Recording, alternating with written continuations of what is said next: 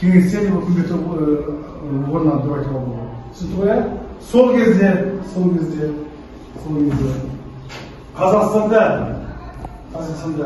көптеген саяси іс-әрекеттер басталып кетеді. Дұрыс па? Соның ең негізгісі Алаш қозғалысы. Бұл Алаш қозғалысы негізінде 20-ші ғасырдың басында, яғни 1905 жылдан бастап жаңағы Алаш партиясын құруға, тәуелсіздік алуға, автономия жариялауға, қазақ ұлтының мүддесін қорғауға іс-әрекет жасайды. Сөйтіп 1917 жылы 21-26 шілде күндері Орынборда не болады? Бірінші жалпы қазақтық съезд болады.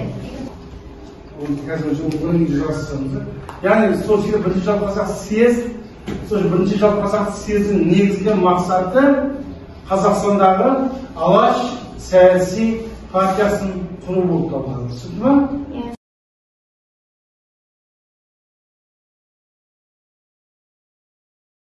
Негізгі мақсаты Қазақстанды Ресей отарлық мемлекетінен бөліп алу.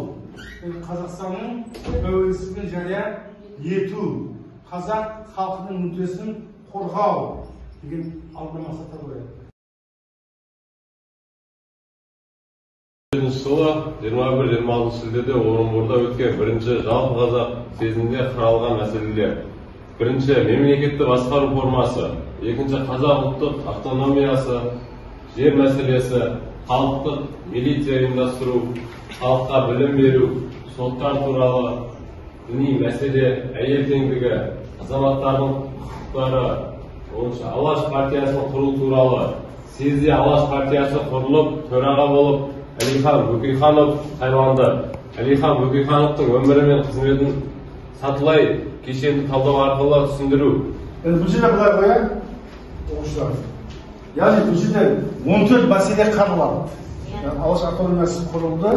Алаш автономиясы құрылғаннан кейін Алаш партиясы құрылды.